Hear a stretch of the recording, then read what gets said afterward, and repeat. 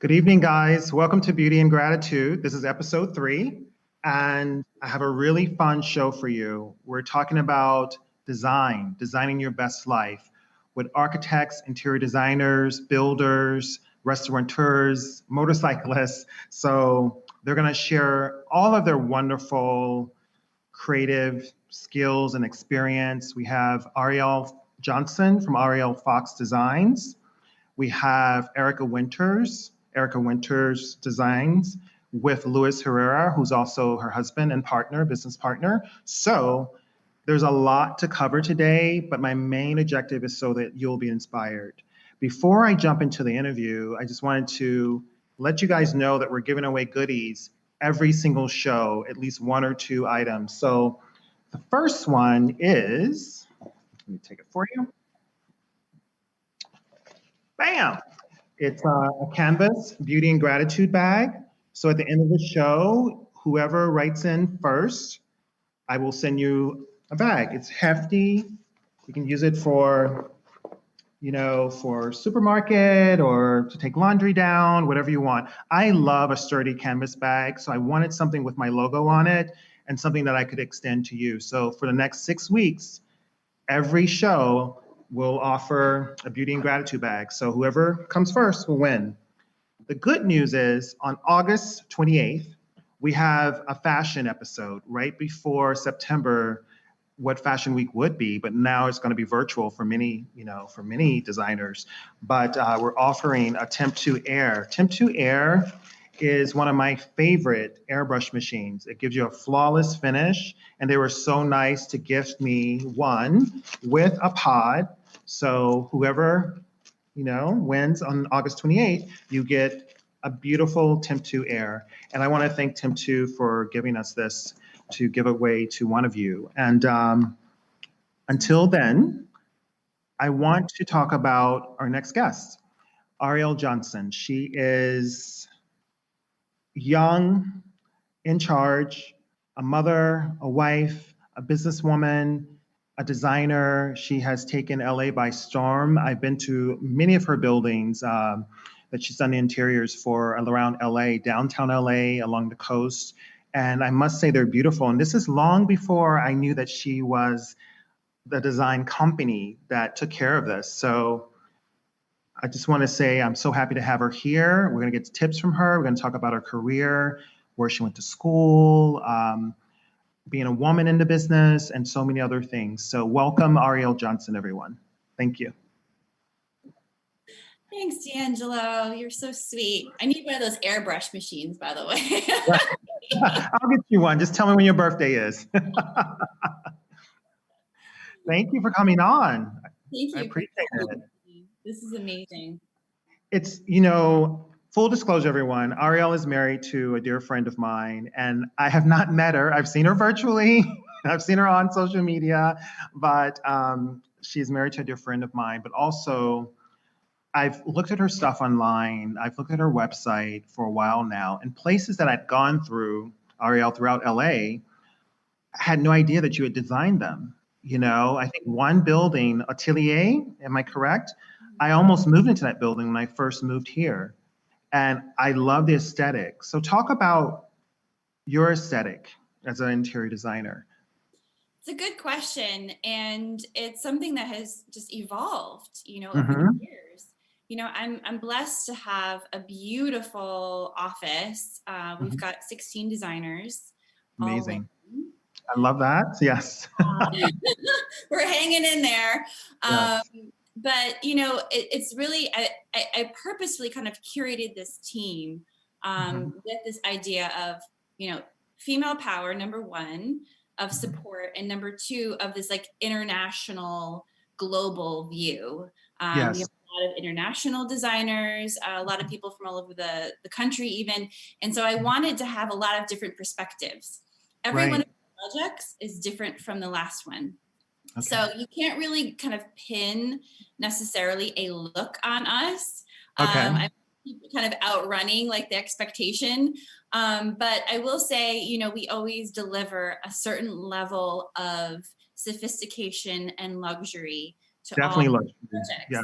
So people Yes. will say, oh yeah, I could tell that was an Ariel Fox. Like I walked in there and I just knew it. But it's something kind of, it's a feeling, you know, it's not necessarily like, oh, we're, you know, eclectic contemporary or something that you could kind of put in a box in that way. Right. And you started your business in 2008, correct? I did. Yeah. Yeah. A great time to start a business. Right. Kind of, Actually, that's interesting. I actually think it is a great time to start a business yeah. when we're in crisis, you know, financial crisis or COVID crisis. I think it's the perfect time to be creative and start projects. So you dove in. Yeah, I did. And I've been doing a lot of kind of self-analysis about that, right? Like that, you know, what did I learn from Right. going through that financial crash? I'm from New York, Yes. and I watched both of the planes hit the World Trade Towers. I was living Yeah. downtown. So I've Same kind here. of gone through like some, you know, as we all have, right? We've gone through these milestones of tragedy in our lives, and we can say, oh yeah, we've learned something from it. But are you, you know, am I actually acting on that knowledge and that wisdom? I don't Right. know necessarily that I am. You know, in 2008, I Hmm. knew in a very solid way that Hmm. I could be successful because I had a low overhead. It was just me. You know, it was Right. bootstrapping. It was hustling. It was making it Right. work. And now here I am in 2020, and I have a huge overhead. I have a huge payroll. I have a huge, Yes. you know, responsibility. And I'm like, I don't think I learned very much from my 2008 experience because Hmm. I didn't do like the executive thing and lay everyone off. Right. I hung You on. care. You I care. care. Yeah. And I have this mantra of like compassion, of awareness, and love. Yeah. And that will bring me success. I Yeah. know that no matter what, that if I lead with those three things, Yes. somehow it always ends up working out. Like the universe just like opens True. up.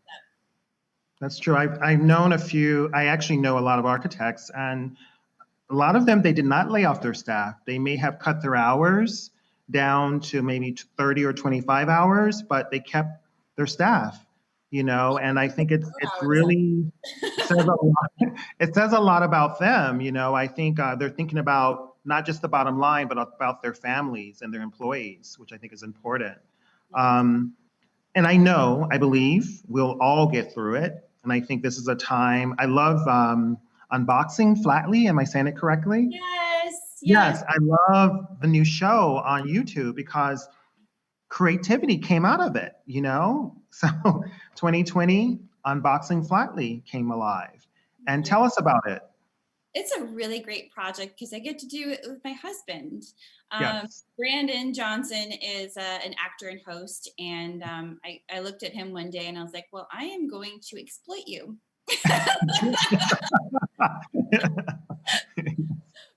We've got some time on our hands, so Right.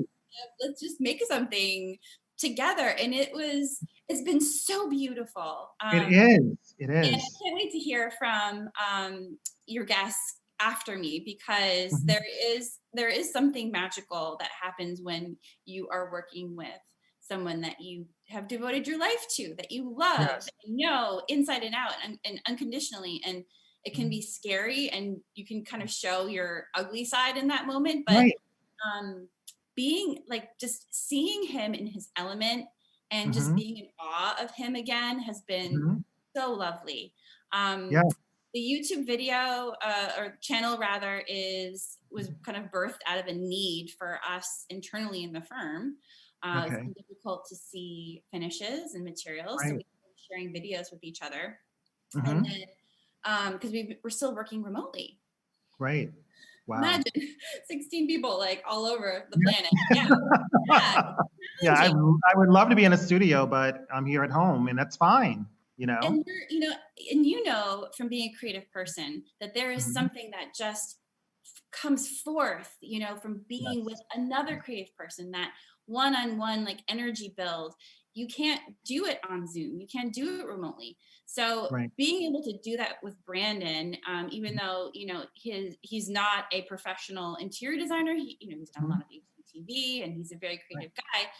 I am just having the time of my life Right. just creating with him. And we've gotten some really great responses. The Oh vendor yeah, over the moon. So I think that there's a good lifespan for it. I'm really excited to see where it it goes. is.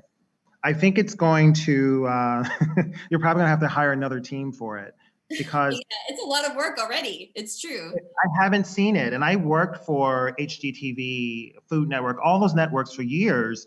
I haven't seen anything like it because Oh, it not only talks to the professional, it also talks to the consumer. You know, someone like me, I'm like, oh, I never thought to use those textures together. You know, I noticed a lot of it is synthetic and a lot of it's natural materials and mhm. marrying them together, which is Yeah. amazing. So I guess I was Yeah. paying attention. you know, um, one thing I wanted to ask you, what would, for a novice, I'm not an interior designer. You kind of see my home behind me. I love color. What advice would you give someone like me to like give a splash of life into our homes or apartments or lofts or Yeah, I mean, that is actually a really great question because a lot of people in LA are living in apartments or lofts, right? You have a smaller space that you really want to, maximize what you right? have. Mhm. Um, and I'm a very bold person, and I Okay. think you are too. Yes. So I really push those people that I know that have the capacity for exploration. There's a lot of people who are a little bit timid, and that's okay too. You can kind of slowly step into it, but I don't experience you as a timid person in that way at all. I No, think I just love art. I love art. with that You know. like yellow bookshelf in the background. I love it. Mhm. Art is another exceptional way. I am a Yellow dining chairs. yes, you know, I'm yes. a big lighting geek. Mm. Unfortunately, the lighting on me right now is not the most ideal, but lighting a room Of course. is everything. It's Yes. so important, and it makes the color just vibrate even better. So that's something also to pay attention to if you have some Okay. colors in That's your what I need help with. That's funny you would say that. That's exactly what I need help with, is the it takes lighting, because yeah. if I don't have these ring lights on, it's pretty dark at night.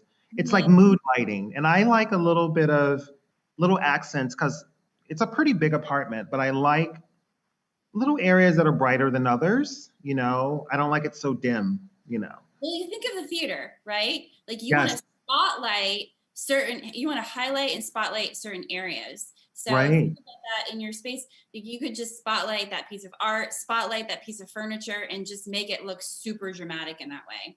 Yeah, that's a good idea. Thank you. And another question, as a woman in the business, have you come across negative experiences that may have kind of been like, what the hell? Oh, mansplaining? Yes, yes, thank you.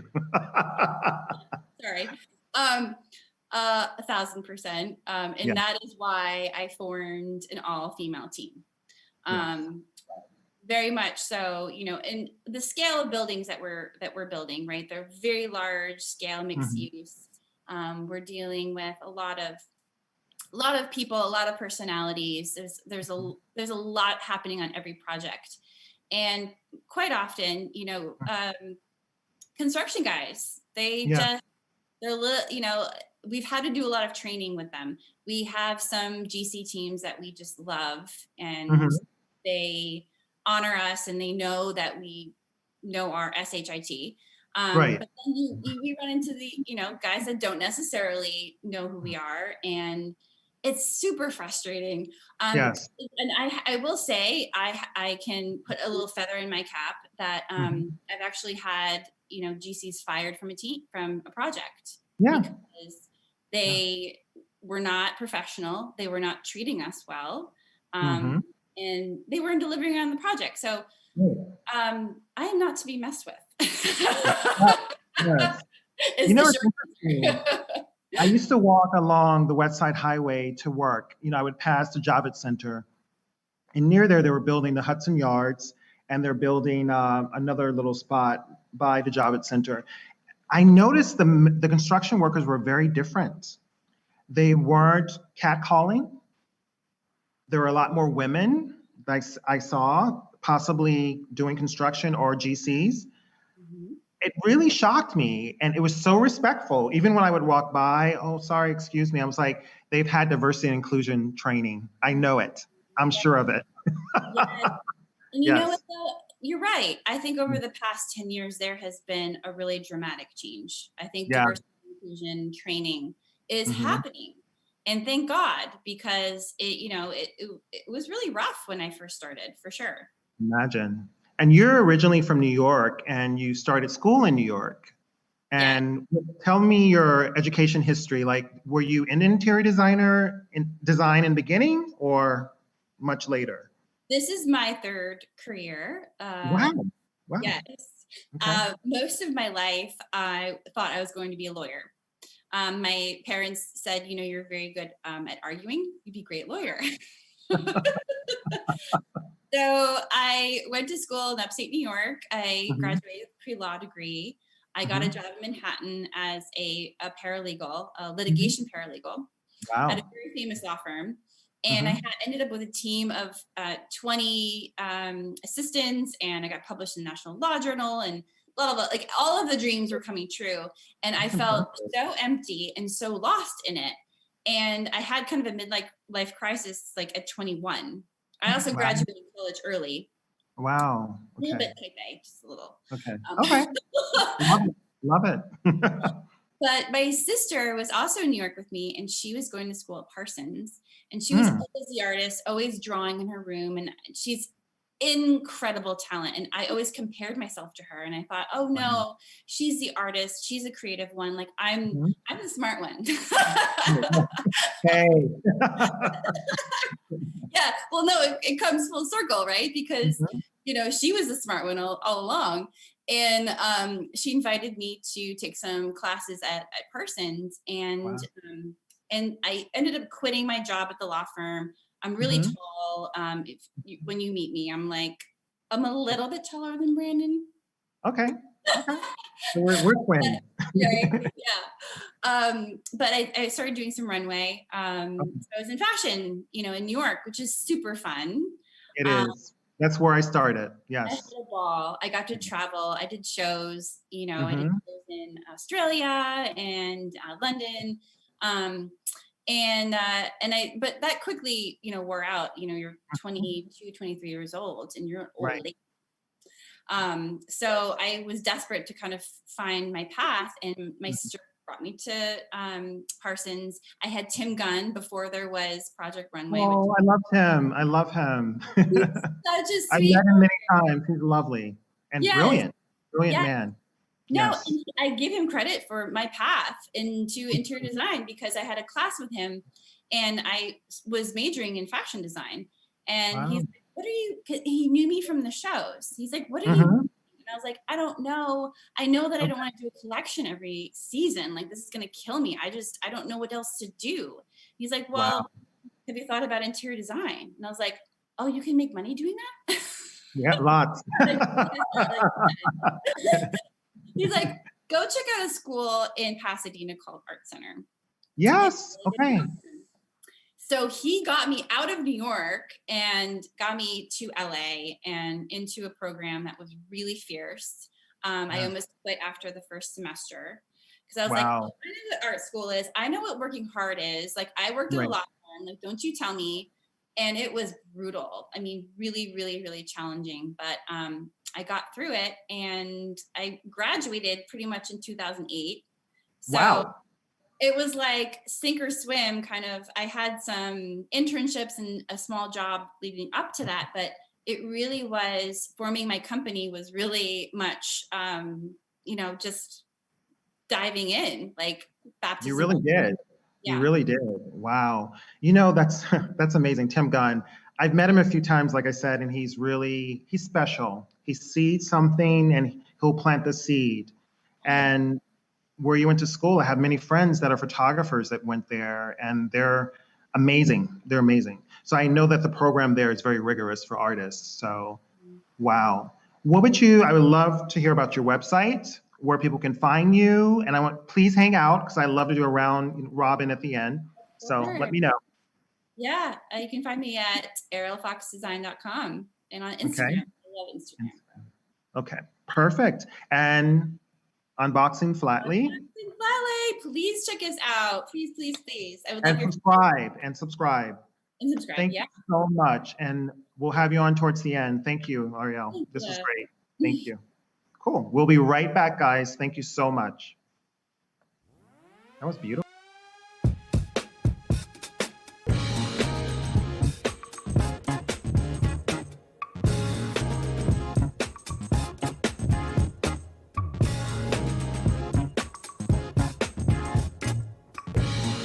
Watch Ask for Candy with Candace Harper every Wednesday at 7 p.m.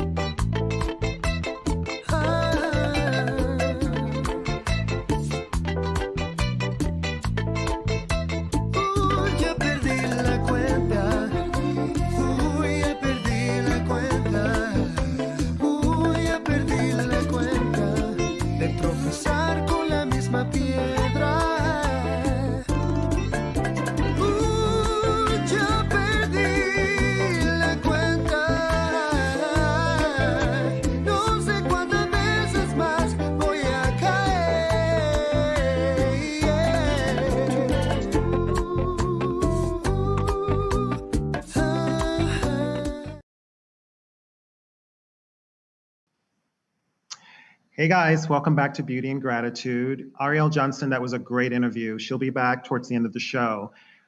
I'm excited to have Erika Winters and Luis Herrera, who are co-owners of Erika Winters Design, architect, interior design, builders. I want them to tell you about their restaurants in Mexico City, which I've had the pleasure of eating at. Their motorcycle enthusiasts, adventurers. So there's so much to talk about. So we're going to dive right in. Please welcome Erika Winters and Luis Herrera. Thank you. Hello. Hey guys. Hi. Thank you very much for having us. Yes. Thank you. Thank you so much, D'angelo. Yes. So let's just dive in, guys. I was thinking about doing it separately, but then I thought, you know what? You own the business together. So let's talk about the flow of being in business as builders, designers, you know, not only here in the US, but on the East Coast, the West Coast, and Mexico City, and I'm sure other countries as well. Tell us, how do you do it? How do you do it? Well, thank goodness for airplanes. I would say that. Yeah. It's not easy. Right now we call it the triangle. You know. Yeah. Yes. Triangle. We're in a triangle where it started pretty much in Mexico City, where Eric and I met. Yes. Over 10 years ago. We met in one of a project that I did in Mexico. It was an apartment building. Okay. And Eric and I met there. And from that point on, we hit it off in terms of style, the design, art, and architecture. That's Yes. the interest flowed very well. So from that point on is where it began. We started doing projects in Mexico City, and then I had ties to Los Angeles, and a project came out in Los Angeles, and we started in LA. Erika moved to LA. Okay. And recently in the past year and a half, we ventured off into the New Jersey area where we're building a house. It's some beautiful property, guys. I've seen some photos of the process, which we'll talk about in detail. Is it on the Jersey Shore where you're building? Yes, this is down the Jersey Shore. Is about 60 miles south of New York City. Beautiful, beautiful.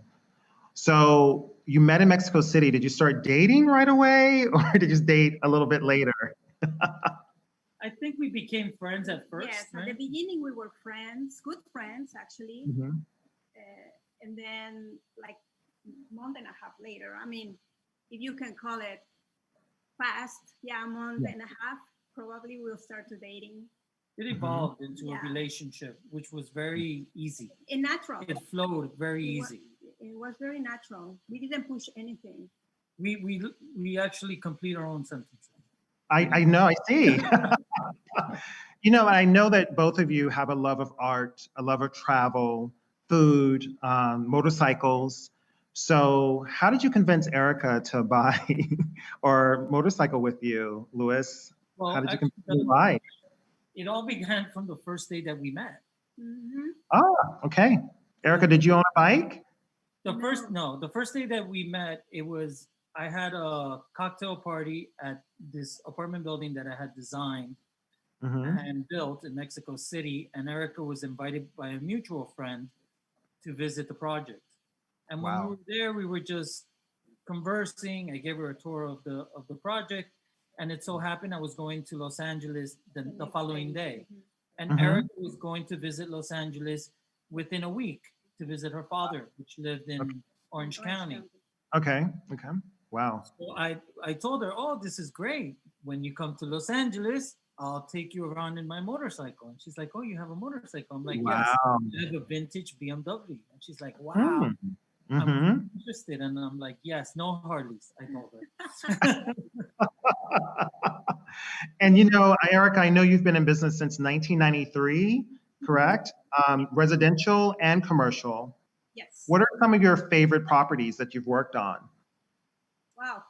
Well, I worked in a property in Mexico. It was on a house in Colonia Roma.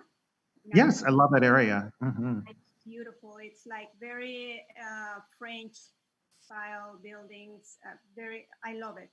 So this house was built in the late 800s, like Oh, wow. 800s. Wow. Okay. Beautiful building. So this house was like very French style, like very English, like it was like 3 floors, very stacked. And oh my gosh, I just love that house so much because the client was very sweet to me. Okay. He asked me to do whatever I wanted to do, and amazing. I just want wallpaper. Wow.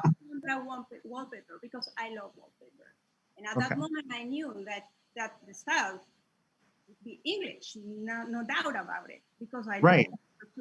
So I worked on that project. It came really nice, and at that time also I was doing furniture like upholstery, like repost furniture, yes, like vintage kind of. So I did a lot of furniture for that project as well. So it was a combination of the pieces, the old pieces, plus the interior design, which came really nice. So that's one of my favorite projects.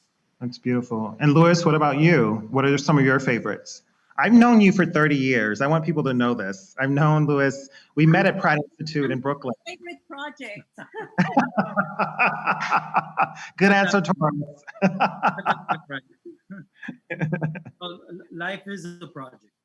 Yes. Life is a project to be good, to be successful, to be loving with your family, with your loved ones, with friends. Life is a project. Yes, it is. It really is. Erika has become a great part of my life. Yes. I'm so blessed for that.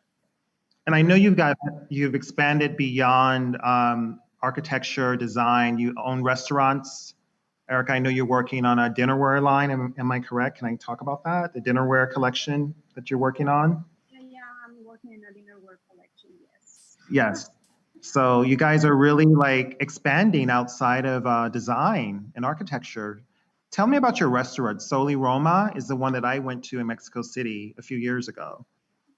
Well, the restaurants emerged from an idea of having a cafe. That's where it began. And this idea of the motorcycle, the machine, which I've been infatuated since I was a young teenager. So it starts of having a cafe and bringing in the motorcycle as as an object, as an art object. And it is. It's into the beautiful. place. Mhm. I didn't want to make a motorcycle hangout. I Mhm. just wanted to bring in the lifestyle of motorcycling, of adventuring, of traveling in two wheels. Mhm. And at the same time, bringing the history of the cafe racer that emerges from post-war World II in England, the airplane fighters, Right. their adrenaline, they take it into these motorcycles that they custom build, and they Right. go from cafe to cafe racing under Mm. 59 seconds. So That's beautiful. that passion for that, that's how we find this place in Mexico, which is in Roma, on a Mhm. corner, and very small, and we rent it. Mhm. And at the same time, within that week, we meet a chef that had just relocated back to Mexico from London. Oh, wow. Wow. The chef, his name Roberto de la Parra, Mhm. opens a restaurant in London, La Cantina, Mhm. and he returns after being 3 years in London to Mexico. Wow. He has a motorcycle. His motorcycle breaks down. He goes to our shop, and he finds out that we're opening up a cafe. And he's like, "Wait a So second, he's your chef. can't be a Ah. cafe. I need to talk to these guys. It has to be a restaurant." So we meet with them, and we talk about Route 66, about comfort food, comfort food well done. Right. Mhm. Meaning taking attention to the details of the ingredients Mhm. and making this place different from any other. Where Right. you can eat there with your family, you can eat there with your friends, and have a great time. And we have some motorcycle art, and we usually have 2 motorcycles built by us in the restaurant. And I knew for me, it was just really, I was excited that you guys, it was your place, number one, and just seeing those beautiful motorcycles kind of suspended, you know, like a piece of art. And the burger, let's talk about that burger. well, the burger is grass-fed, no antibiotics, the Mhm. whole deal, and the meat is not from Mexico. The meat is from 44 farms out of Ah, Texas. okay. We twirled that idea around very much because we wanted to give a good product. We wanted to offer Right. a good product, and especially the chef, he's so Right. rigorous in how Mhm. he established the menu. Erika participated also in the menu and Mhm. creating new plates with the comfort food idea. A lot of bacon. A lot of bacon, Yeah. French fries. I took a friend there, and we enjoyed it. We enjoyed it a lot. So, you know, it's like, what inspires you? You both can answer this question. What inspires you? Well, me, life itself. You know, like every day I wake up and I am very blessed to have everybody around my life, especially in these moments that Yes, yes. the COVID. Yes. And Mm-hmm. I see that everybody is fine, and that it really inspires me. And you know, walking on the beach. We live Mhm. like 3 blocks from the beach. We are very lucky. Yes. So that for the beginning, it's like the most inspiring thing I have, inspiring thing. That's Besides amazing. my family, and that's pretty much. Yes. I don't know about you. Louis? Louis? Well, I get inspired all the time by many people, many situations. Mhm. Every day is something different. I mean, Yes. I get inspired by my wife in terms of what I may do. You know, I also get inspired by my peers. Mhm. If I see somebody do an incredible house, well, that inspires me for me to go to that level. Right, right. So inspiration for me, I see it everywhere. Mhm. You know, Yes. in my daily life. You know, the topic of the show is design your best life. And I just listening to you guys, that's what I hear. You have and you are designing your best life. So for a novice, you know, in interior design, what would you, any tips you can give anyone for their home during this time. For me, it was adding color into my home. When I got back during COVID, I was like, I need color around me. So I went yellow crazy. So any advice that you would give? Well, yeah, I mean, especially this time, as you're saying, people is getting more attention to their area they live, the places, Yes. and they Yes. read the environments, and they really see that they need help. You know, like they really want to change something, they don't feel comfortable, or they've been so busy working for so many years that they don't realize how the house was like abandoned or whatever. Right, So, right. right. So yeah, so right now, like for me to give something to say about design is that you have to be comfortable in your house. Now things are changing. You need an area to be comfortable where you can work, like especially now that you are doing like a work home, you know, like and the kids, especially that they are studying at home. So the needs are changing. So we need to get the interior designers, architects. I think we have a compromise with the society to bring different ways of living and a better way of develop our environment, our system of being together. Because also it's difficult that spend time so many times, so many hours a day around your family. You have to have your own areas, your own space. So I think the dynamic now is changing. Not in the houses, also outside. Like recently we designed this animal hospital in West. Oh, yeah. Yeah. Yes. And we did a social distance compliance. Right? I saw that. The waiting area. So even that, no, like now people it's kind of afraid to be too close to another people that really don't know, you know, like and so given these areas to be in the same room, but at the same time at least feel a little bit safer. I think it's very important. Right. Wow. Yes. So, you know, Louis, I know that you've been a professor, you know, doing a little research. You've taught some at university. What would you tell young designers coming up, young architects? What would you say to them at this time in history? What advice would you give them? I would give them the advice not to fall into fashion. In terms of when I say fashion is not to follow what's fashionable in architecture and in style. Yes. That's what I mean by it. Nowadays, to study architecture, we have to be very conscious of who we are as people, as a culture. Yes. Just many things that involve that, which is the government, politics. It all comes down into how our urbanism is all laid out, or how our cities are laid out, pretty much. Right, right. So I would say to really understand your surroundings and let the surroundings guide you how to become an architecture that is really needed.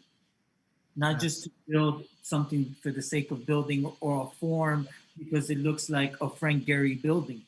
Right. Let's say. Right. But that you do something that really affects the way the architecture, starting from the development of the design, from the floor plan to the layout to the aesthetics to how it affects others in the city. Right. How does it affect the street, the homeless, right? Because there's a sidewalk or there's a canopy. So all these things are really critical now of how we think of how architecture becomes. And now the main thing that's gearing architecture is technology. That's true. With new technologies, we're able to build more intricate forms or more spans in distance. So that we need to take into consideration. But when you bring all that back, there's also the money situation. And, Right. And people say, wow, look at this opera house that was built. Mm-hmm. Yeah, that opera house cost $500 million. Right. So it's like it's a conversation I've been having for the past couple years about to build great architecture. You don't need $500 million. Right. What you need is to really understand what's needed. I mean, you could make a rectangular, simple box and give it meaning by how you do the apertures or how you do the entrance or how it responds to the street and to the other Right. buildings. The environment. Yeah. Right. Environment. So a public building, does that building is, if you slice it in half, it connects one street with another street. That so there's so many obstacles that need to be studied when doing a building. It's or amazing. When laying out a city or laying out a town or even a suburban neighborhood. Yes. Wow. Thank you, Professor. Now you know Guys, why hang on a minute. We're going to go to a commercial and we're going to come right back and continue to talk. And then we'll bring Ariel in as well. Okay? Just hang on. We'll be right back. Thank you. Hey everybody, I'm Francesca Maxime and want to really invite you into a new conversation, which might feel a little bit uncomfortable to start. Inside Out with Natasha and Francesca, unpacking racism. Where did we get these ideas? Why are we in this white body supremacist society? What is it to be an embodied anti-racist? I'm with Dr. Natasha Stovall. Natasha, explain what you see in your therapy sessions and why you want to do this show. I want to do this show, Francesca, because so many white people in my practice are asking, why is it that the world that we live in is so racist, but I don't feel racist? I'm not a racist. And even though I think that's a very sincere question, I think all white people now need to begin from a place of the world that we create is racist, whether we mean it to be or not. So how do we understand and start to change the ways that we have learned, whether it's something we're aware of learning, if anyone who taught us was aware that that's what they were teaching us, how can we help them stop practicing racism even when they don't feel racist? So that's right. Where we're starting from, and we're going to go from there. And yeah, it's going to be uncomfortable, but that's what therapy is all about, and that's what therapists are good at. All right, Natasha, thank you. And everybody who wants to tune in, it's pretty much a show that's going to be about white-bodied folks and inquiries there. And certainly we'll be taking your questions, but anybody can tune in. It's going to be on Facebook Live Wednesdays at noon. We'll look forward to seeing you.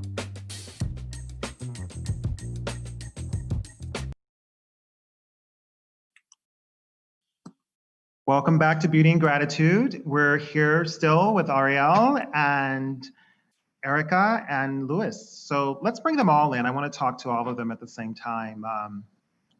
Yes. Cool. Thank you, guys. Louis and Erika, can you share your website, how people can reach you, YouTube, whatever?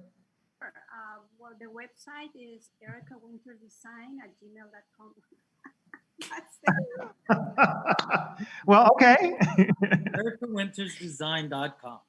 Yes. Thank you. Well, and of course, everything else is the same. Erika with a K. And Okay. Facebook is Erika Winters Design. Okay. Even Instagram, Erika Okay. Winters Design. And then the restaurant, Soli Roma. Soul Aroma, Soul Yes, Condesa, and Soul Lavanda. Soul, S-O-U-L. Like S-O-U-L, yes, yes. Soul. So I can't wait to visit Mexico City again. I fell in love, guys. I think it's one of the most beautiful cities in the world. I really, and I've been to many, so it's coming from a very dear place. I love the people, the architecture, and the art. Even just the street art was beautiful. So there's a lot of culture there, and I wish more people would travel there and see it because it's pretty phenomenal. So Yeah, it is. yes.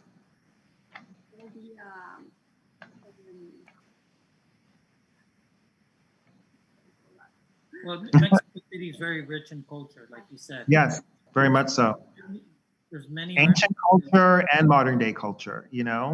They have the three layers, right? Yes. It's called the three cultures, which is the pre-Columbian, right? Mm-hmm. And then the Spaniards came, Right. colonization, and then Mm-hmm. modern. So I Yes. say that there's now a fourth layer being established. Really. New modern world. I mean, there's these high rises that are getting built Yes. in Mexico City, and Mexico City is built on a lake. I know, which is amazing to me. The city in itself is very fascinating. There's over 30 million people. And it sinks a little bit, like every year it sinks. Because the Aztecs, they built their pyramids on top of the lake with piles. Right. Mm. There's all these piles, and then the Spanish used it as foundations. Exactly. Thinking. So now it's sinking from time. So, which is a good thing. You guys are architects, so there's business there, and lots of it, to change it, to modernize it, you know? So, Ariel, so we're all in LA, guys. What's on the horizon for each of you? I'll start with Ariel. Like, what are you currently working on, or what are you projected to do in the next few years? So, also really quick, I'm in love with Mexico City. Yeah. I was supposed to actually take our entire team to do just an inspirational trip this year. And it breaks my heart because obviously we couldn't do that. But when we get down there, we'd love to hit you guys up and see your version of the city. Like, it's such an amazing place. It really is. It really is. But to answer your question, D'Angelo, you know, we're working on completing a bunch of projects. We're probably one of the only interior design firms in LA that has a restaurant project right now. Oh, wow. We were charged, with redesigning the Tax restaurants, French restaurant in Echo Park. So it's kind of the 3.0 version. We had a great meeting this morning, actually very early on in the morning, wrapping up the design in there. So continuing with more multifamily. We're doing high-end residential. Things have slowed down a little bit, which in a way has been great because I have been able to focus on unboxing flat lay. So we're ready for a new year. We're ready for 2021 already. You can say that again. Those are Halloween hands. Louis and Erika, what are you guys working on currently or in the near future? We're doing this house in New Jersey, which is beautiful. And Louis really is an artist. I mean, I'm stunned with the result of the house. It's so beautiful. And it's because it's located in the canals, right? In the canal. Right. House. In Point Pleasant. In Point Pleasant. The house is almost completed. Okay. Finished by the end of the month. So beautiful. Oh, wow. Okay. Yeah. That was about a year, no? You've been working on it for about a year, guys? About a It's year. really beautiful. It's so my style. Everything slowed down because of the COVID. But we've able to jumpstart it like 3 months ago. Okay. And now we're wrapping it up. But on the board, we have a couple of projects. We have one house that's already in plan check that we're going to be building in Sherman Oaks in the Valley. Wonderful. Oh, that's me. Yeah, on Nesby Street. Yeah. You know, and we also we just got plans approved for a house in Joshua Tree.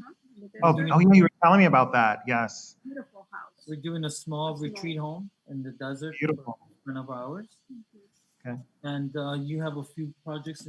Erika's doing the dishware. Yes. Dishware, and also I'm designing rugs. So you know that, and the design is coming really, really nice. And I'm doing some collaborations as well with Knocking Official. Okay. You know. Of course, yes. Official is a brand out of Mexico City, and we're partners in that. And we're just doing it's urban outwear. Yes. I see that it's growing and expanding too. I love the mask and I love the fabrics. So I want to buy some, guys. So I need a link for that. And Brian had a question for you guys. What do you think about the new construction of the Notre Dame? You know, all the new construction after the fire. Do you love it, or how do you feel about it? Well, it can get very controversial. Everyone's gonna have an opinion. Yes, You know, yes. it was awful what happened. Yeah.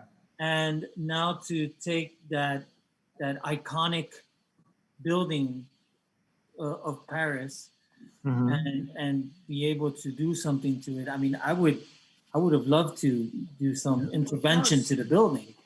Right.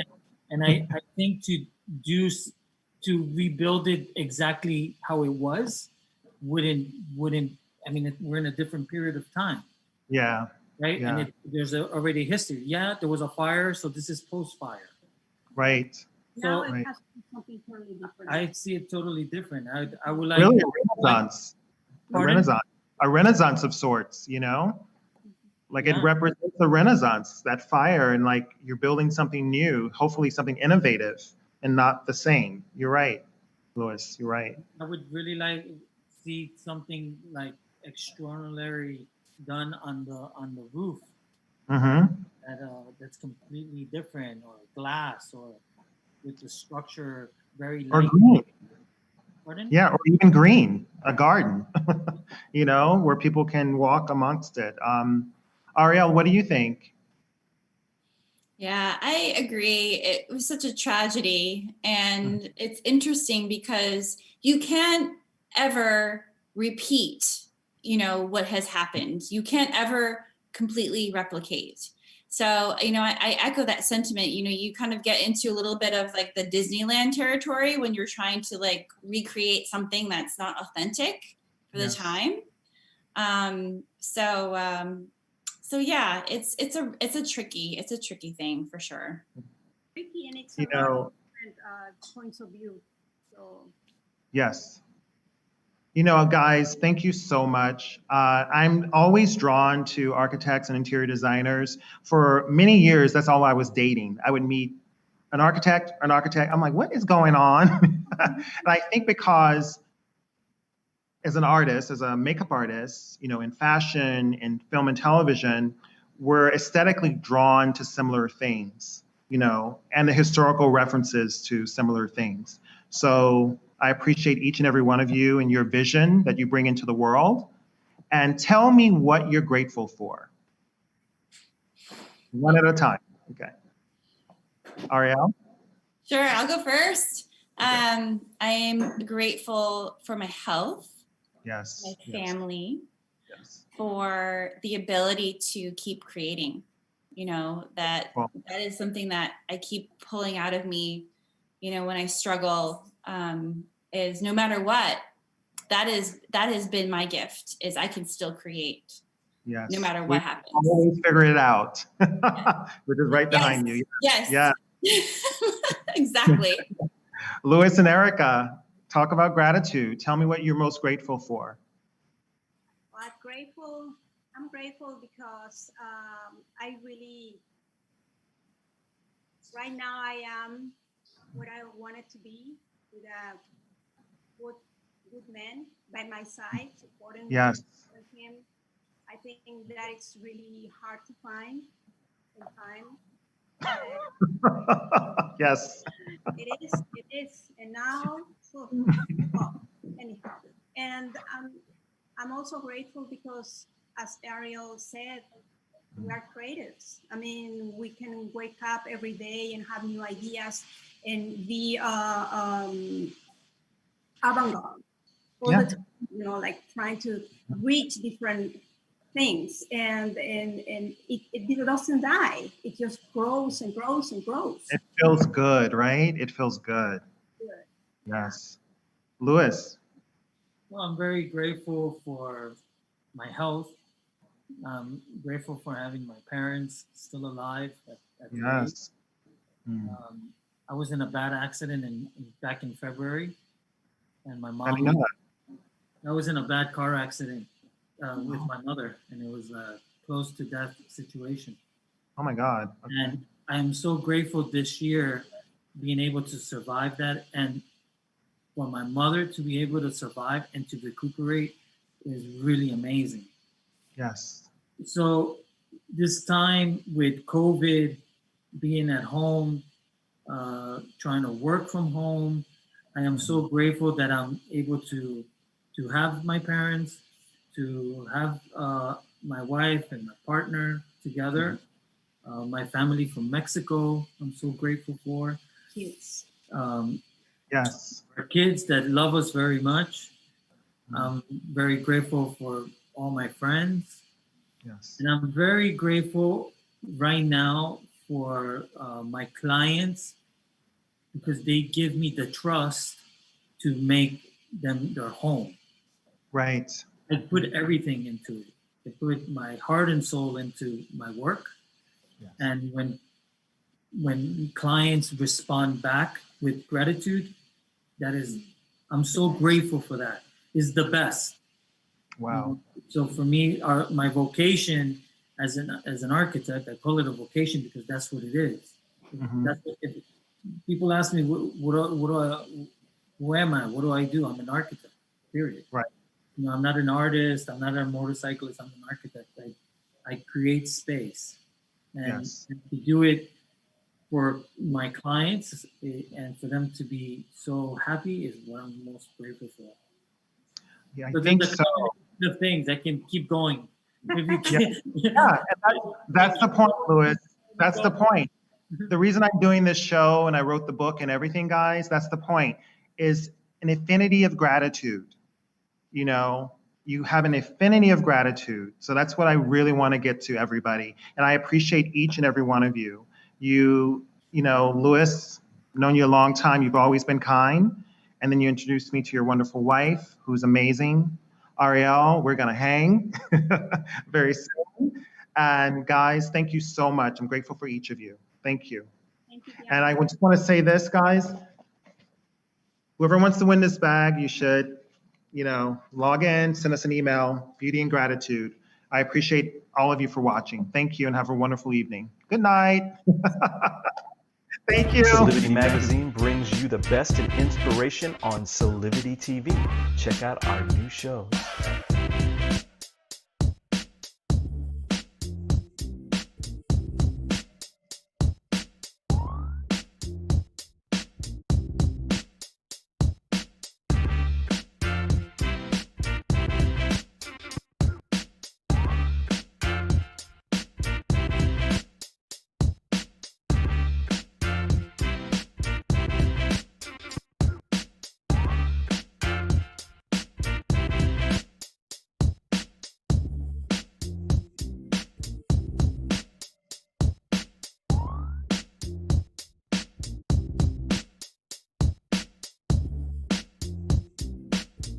Mark your calendars for Solidity Magazine shows by going to solidity.com now.